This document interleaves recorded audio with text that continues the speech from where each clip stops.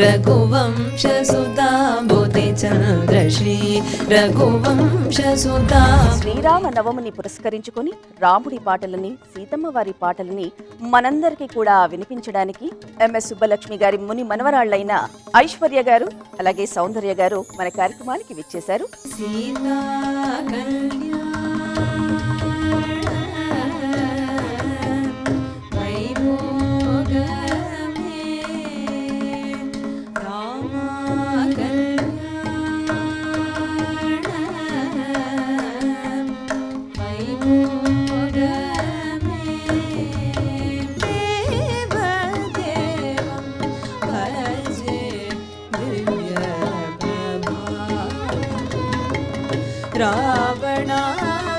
రావణాసురవైరి రణపుంగవం రామం దేవదేవం భజే దివ్య ప్రభావం.